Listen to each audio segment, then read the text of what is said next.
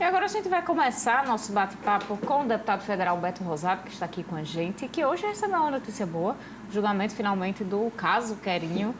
Permanece então na cadeira de deputado federal. Os votos de Querinho foram finalmente, definitivamente, aliás, contabilizados. A diplomação, então, continua valendo. Como é que o senhor recebeu essa notícia? Já esperava esse resultado, deputado? Boa noite. Boa noite, Carol. Boa noite, Ivanúvio. Boa noite a todos os amigos telespectadores da TCM. Realmente foi uma surpresa, né, no dia de hoje, o resultado da análise do processo de Querinho. Quem deve estar mais feliz com isso é o próprio Querinho, né, porque foi para a campanha, lutou, batalhou, ele é ali do município de São José do Mipibu e sofreu muitos ataques pela questão judicial. Então ele hoje comemora a justiça do Tribunal Superior Eleitoral, validando uma decisão importante, que os documentos dele realmente foram encontrados, está lá no tribunal, e agora esse processo ele não está finalizado, né? Esse processo ele segue agora para o TRE, e aí o nosso tribunal ele vai se debruçar sobre as questões que eram para ter sido analisadas desde o período eleitoral, mas é uma situação muito favorável para Querinho, e eu, obviamente, como parte interessada, porque os votos de Querinho significam mais um parlamentar da nossa coligação, no caso, o nosso mandato, e eu fico muito feliz pelo resultado. Existe uma guerra midiática entre o seu grupo, Beto Rosado, e também o grupo do deputado Fernando Mineiro, né? E que acaba ali na internet, os ânimos se acirrando. No fim das contas, o senhor permanece com o mandato. E como é que o senhor vê essa, literalmente, guerra que acontece na internet, até de julgamentos ou de acusações que acontecem entre pessoas que deveriam buscar outras ideias, mas acabam atingindo até em nível pessoal? Olha, Ivanúvio, realmente, às vezes, os ânimos se acirram e as pessoas partem para debates mais calorosos, mas são coisas naturais da justiça, faz parte da nossa o Código Eleitoral, né? Eu posso confidenciar a você, Ivanúvio, que eu sempre fui um defensor lá em Brasília do voto distrital. Voto distrital onde nós dividiríamos em distritos e teríamos candidato em cada região de forma majoritária para ocupar as cadeiras da Câmara Federal. Mas o modelo é esse, né, do voto que nós estamos inseridos, da proporcionalidade.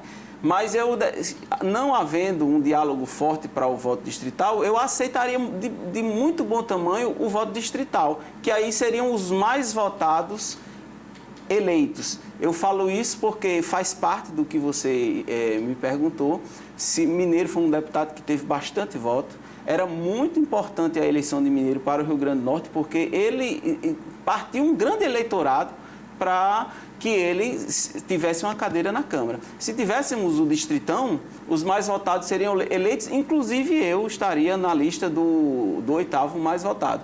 Mas não é o modelo que nós temos hoje, é o modelo da proporcionalidade. Então, pela proporção da nossa coligação, nós fizemos mais votos do que a coligação que estava inserida o partido de Fernando Mineiro do PT, e aí a cadeira acabou sobrando para a nossa coligação. Então, eu fico muito feliz. Eu peço às pessoas que tenham muita calma, cautela nas redes sociais. Essa é uma área que é relativamente nova, né? Faz o que uns 20 anos que a gente está aí, as pessoas inseridas na internet, muitas vezes parte para um diálogo diferente do que teria cara a cara com a pessoa, mas faz parte da convivência e a gente tem que apenas pedir paciência às pessoas, mas eu acredito que a justiça está sendo feita. O deputado federal Beto Rosado, do PP, está aqui com a gente e foi um dos personagens, eu acho que da notícia de destaque dessa semana. Muito difícil que amanhã aconteça uma notícia que encubra a assinatura do decreto do saldo RN como de interesse social. Então, o que é que muda com isso, deputado? Muito bem, Carol. A atividade salineira, ela foi enquadrada, né, como de interesse social. Isso foi muito importante porque havia diversas solicitações do Ministério Público, de órgãos ambientais, para que fossem impostas, né, multas milionárias para que as salinas diminuíssem sua área de produção. Isso implicaria uma redução drástica da nossa produção e isso inviabilizaria a nossa produção de sal no Brasil, porque Mossoró, região da Costa Branca, é responsável por produzir em torno de 98% do sal marinho do país. E quando esse enquadramento foi aceito, agora pelo nosso chefe do executivo, pelo presidente Bolsonaro, as salinas ela tem um certo respaldo jurídico para se proteger dessas dificuldades que ela estava sofrendo. Essa ação ela é totalmente respeitando a legislação ambiental. No Código Florestal de 2008 está enquadrado o bem de interesse social para que possa uma atividade ocupar esses espaços de APPs.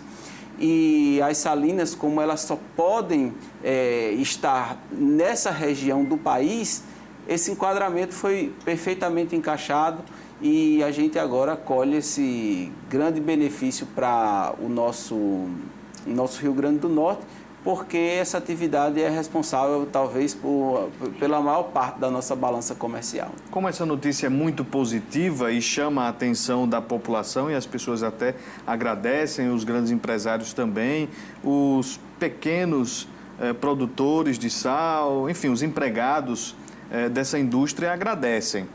Mas, pelo fato de ser uma notícia positiva, muitos buscam ali os méritos, né, por essa assinatura desse decreto. A gente observou isso. A quem que o senhor define aí como uma pessoa que realmente batalhou para que isso fosse assinado? Foi uma pessoa, um personagem ou vários atores? Olha, Vonúvio, foram muitos atores. Essa luta não é uma luta de hoje. Desde 2017 que nós estamos batalhando com isso. Toda a bancada federal no governo passado trabalhou unida. A bancada federal dessa atual legislatura continuou esse trabalho.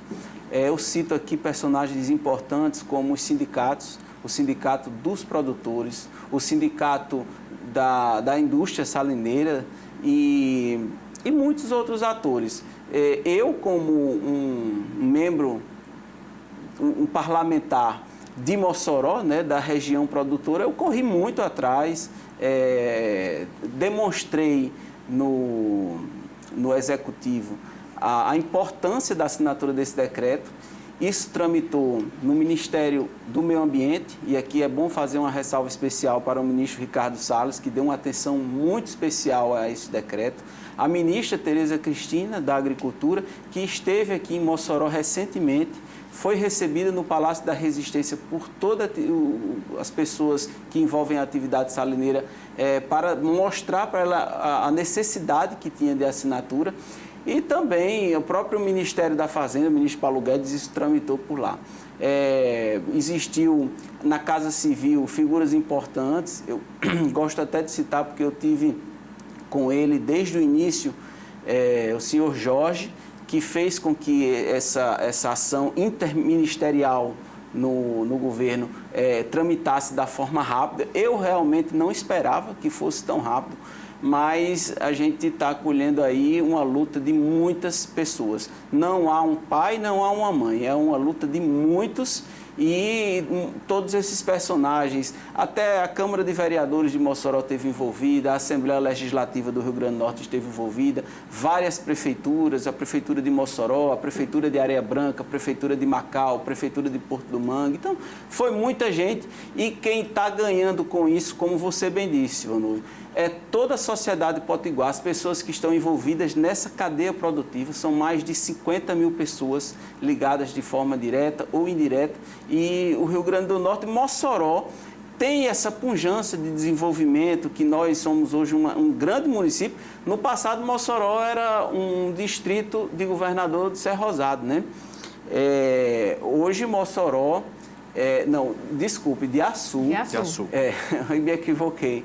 era distrito de Açu e hoje Mossoró é um grande município, devemos muito à atividade salineira e graças a Deus a gente manteve essa atividade funcionando para que a gente possa avançar ainda mais.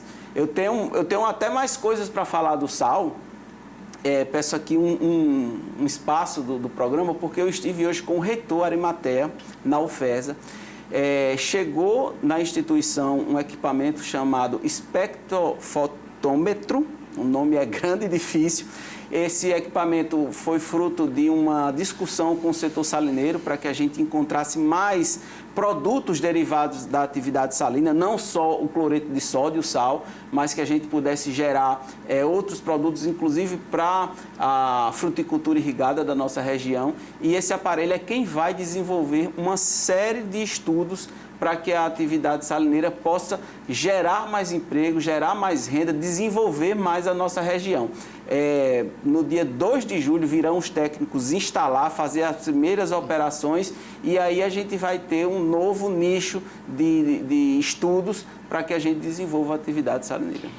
Deputado, com essa notícia que o senhor dá do espectrofotômetro, é um nome complicado de falar, mas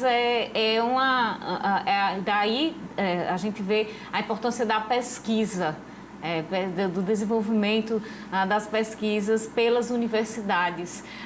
Essa pesquisa com o espectrofotômetro, ela não corre o risco de ser prejudicada com o contingenciamento de verbas do governo federal? Olha, Carol, o contingenciamento do governo federal é muito ruim, porque qualquer recurso que você tire para a educação é prejudicial para ela. Eu estive exatamente também conversando sobre esse tema com o nosso reitor Arimatea, e nós estamos em Brasília dialogando com o ministro da Educação a importância, a necessidade de manter esses recursos.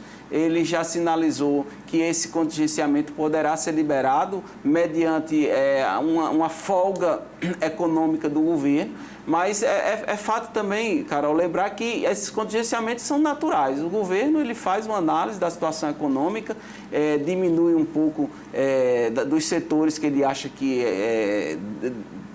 tem que fazer certas diminuições, mas nós que sabemos como a educação é importante para Mossoró, que nós temos mais de 5 instituições de ensino superior, nós vamos instalar em Brasília acompanhando essa questão para que não haja perda.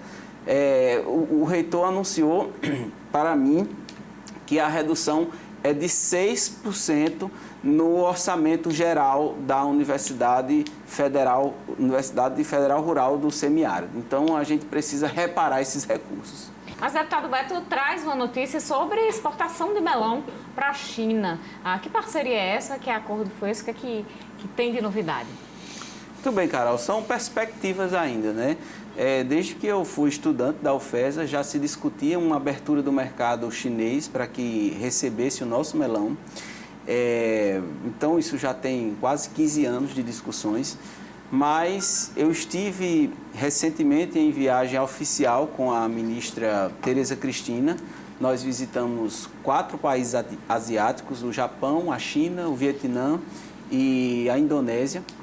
E o que foi de importante nessa viagem foi que entrou efetivamente na pauta das discussões, que não tinha entrado ainda, a abertura do mercado chinês para receber o nosso melão. Eu estive presente nas reuniões, participei com o ministro da Agricultura, com embaixadas, e foi um momento muito interessante porque nós vimos grandes avanços. Várias etapas já foram vencidas, porque desde que eu cheguei em Brasília eu já comecei a trabalhar esse tema, mas a etapa que nós estamos agora é exatamente o entendimento de que o nosso melão não vai levar para os países asiáticos a uma mosca das frutas, que existe uma barreira sanitária lá, porém há já um entendimento, estudos já que essa mosca ela não é hospedeira no nosso melão. Nós realmente temos ela aqui, mas ela não vive no nosso melão.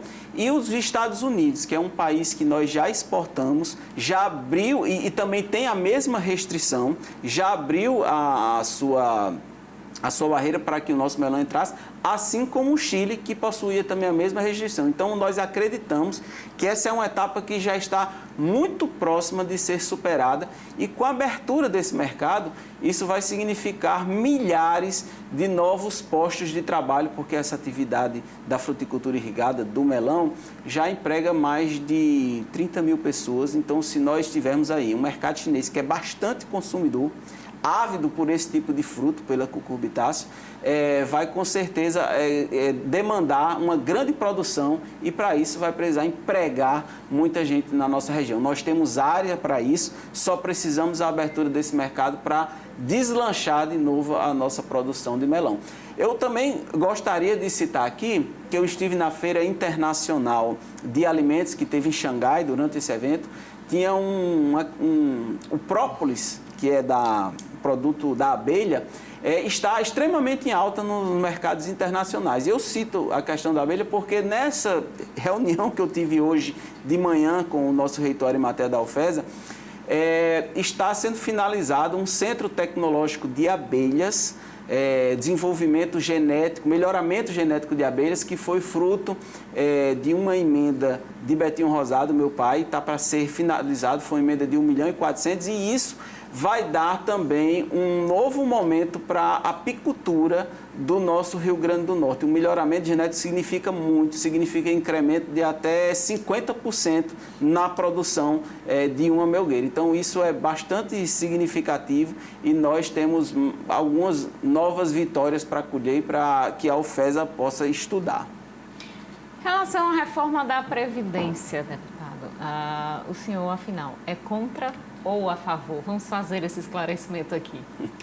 Olha, Carol, eu já afirmei que a reforma da forma que ela está, que ela iniciou a tramitação no Congresso Nacional, eu estou contra, porque nós temos que olhar para as questões, as especificidades do nosso Brasil. O Rio Grande do Norte, que nós temos aqui o bioma Caatinga, 7 anos consecutivos tivemos de seca, é exatamente na aposentadoria rural que está a sobrevivência de muitas famílias. Essas aposentadorias, elas significam, Vonúvio, muitas vezes, mais do que o próprio FPM, que é o Fundo de Participação dos Municípios, que a Prefeitura recebe, é o que move a economia de muitos pequenos municípios. Então, se nós tivermos uma redução da que foi imposta pelo governo federal para a aposentadoria rural, para o BPC, que também foi imposta uma redução muito drástica,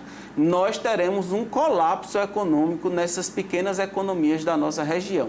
Então, é por isso que nós estamos levantando essa bandeira para que o governo federal olhe de forma diferenciada para algumas classes e, havendo um diálogo, a reforma é importante haver sim a discussão e é importante sim haver uma reforma.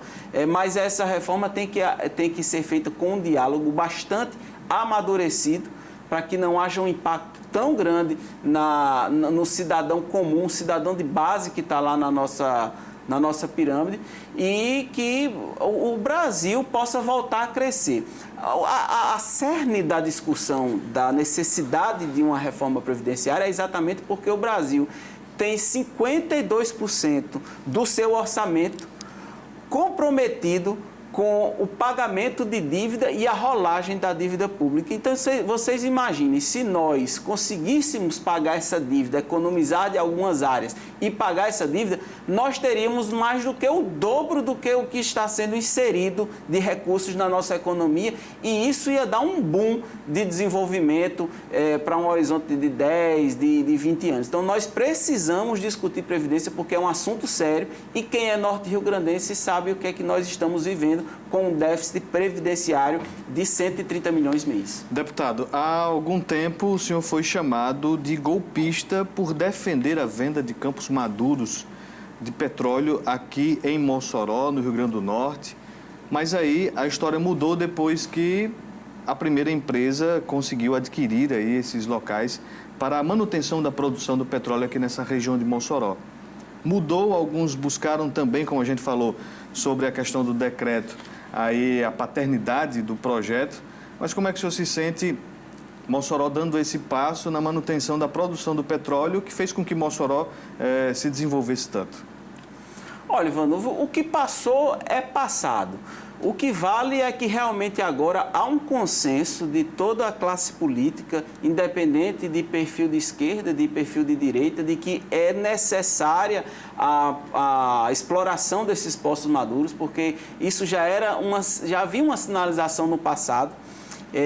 Meu pai, que foi parlamentar antes de mim, ele já anunciava esse problema que teríamos, e eu, quando entrei na Câmara, eu coloquei um projeto para regulamentar essa exploração dos campos maduros. Então, eu fico feliz que as pessoas agora estejam com esse entendimento de que isso é importante e que Mossoró precisa muito. Mossoró, a maior produtora de petróleo em terra do Brasil, estava perdendo milhares de postos de trabalho por uma questão de desinvestimento da empresa Petrobras, que focou os seus investimentos nos poços de pré-sal, e agora com essas pequenas empresas com atividade local, vai com certeza maximizar o comércio interno. Então isso, o Mossoró vai viver, se Deus quiser, dias de glória com a exploração.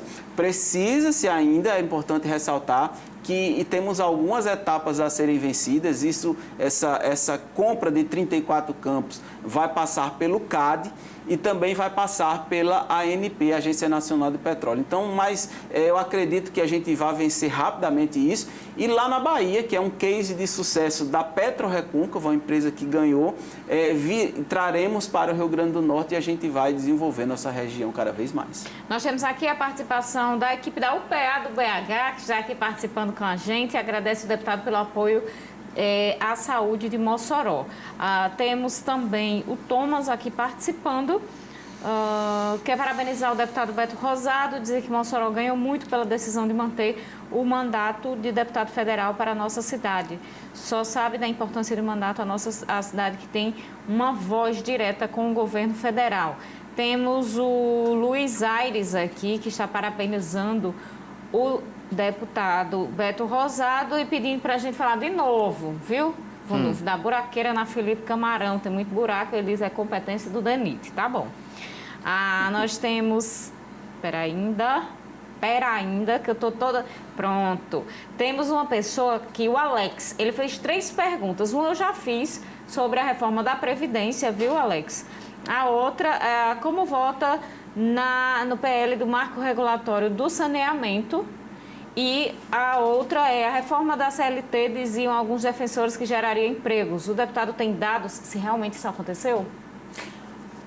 Olha, Carol, as mudanças que foram feitas na legislação trabalhista foi muito importante para o empregado. Eu vou citar só um caso aqui para fazer uma análise. Quem era demitido de uma empresa tinha direito ao FGTS. Mas quem pedia demissão, Ronúvio, não tinha direito ao FGTS, não podia resgatar esse dinheiro. Com essa mudança da legislação que nós fizemos, a pessoa mesmo pedindo demissão, encontrando outro caminho, pedindo para sair da empresa, ela vai receber pelo menos 70% do seu FGTS. Isso foi uma grande vitória para a classe trabalhadora. E eu acredito que o retorno dos empregos é um conjunto de ações.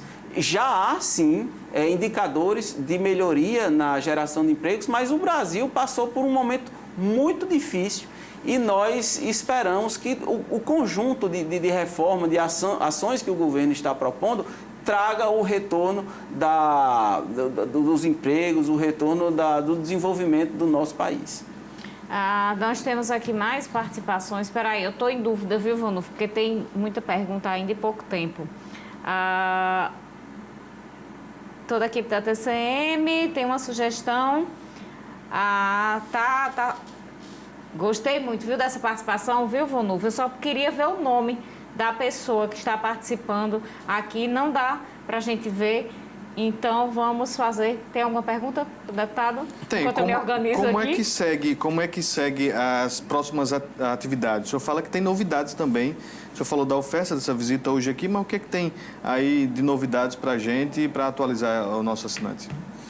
Olha, Vando, eu trouxe aqui Na verdade, a novidade era exatamente esses equipamentos que a UFESA está recebendo, que vai servir de base para estudos importantíssimos na atividade salineira, a melhora da atividade apícola no Rio Grande do Norte. Isso vai servir de base para todo o país, mas são essas as questões.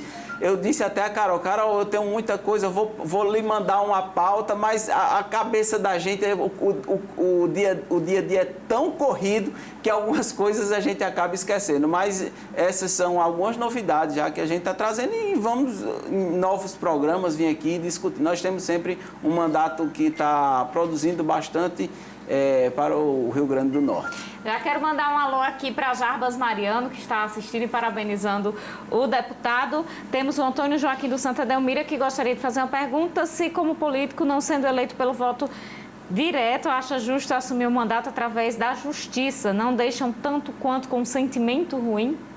Rapidinho, como é o deputado. nome dele? É o Antônio Joaquim. Antônio Joaquim, eu fui eleito com 72 mil votos, foram votos diretos à minha pessoa. Isso significa uma representação muito grande para o Rio Grande do Norte, inclusive um incremento de votação, que eu tive 64 mil votos na minha eleição passada e, como a gente conversou no início do programa, este é o modelo político que está proposto. Eu cito aqui, Carol, Amanda Gugel, ela teve 11 mil votos numa campanha para vereador em Mossoró. Em Natal. Ela teve mais do que o dobro do segundo colocado. E ela não foi eleita porque ela não tinha uma coligação. Isso é uma discrepância da nossa política que precisamos acabar com o distritão. Os mais votados entram, inclusive eu ingressaria se tivesse valendo o voto distritão. Pouco tempo para muito assunto. Se a gente tivesse mais uma hora, ainda tinha assunto. Quero mandar um alô para Aldo Ferreira e Luiz Neto. Amanhã eu mostro uma foto de vocês. Mandar um beijo para todo mundo que participou. Clebinho também, Daniel de Almeida, todo mundo. Um beijo para os nossos queridos telespectadores. Deputado, muito obrigada pela presença. Obrigada, Carol. Obrigado, Vanu. Obrigado, deputado, a você de casa pela audiência. A reprise logo mais às 11 da noite. Até amanhã. Um abraço. Amanhã a gente se encontra aqui ao vivo, 7h20 da noite. Tenha uma boa noite e até lá.